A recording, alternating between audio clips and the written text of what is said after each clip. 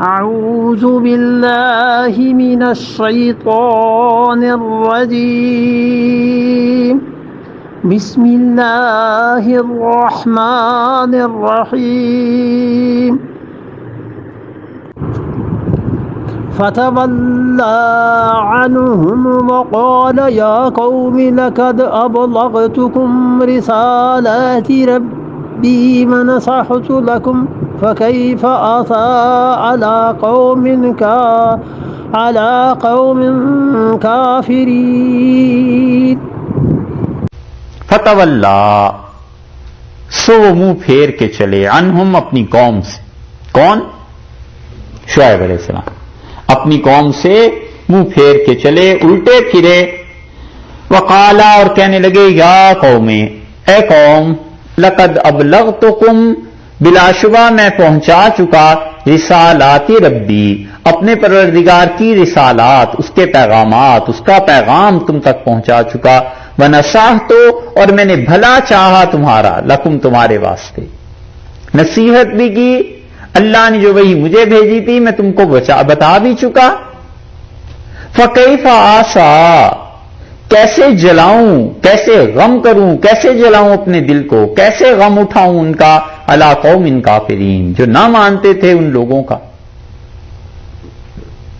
حسرت سے فرمایا کہ میری جو ذمہ داری تھی میں نے تو پوری کر دی تھی، ہم نے تو اپنی بات سنا دی تھی، ہمیں تو جو پیغام پہنچا تھا ہم نے تم تک پہنچا دیا تھا، تم نہ مانو، ہم کیا کریں.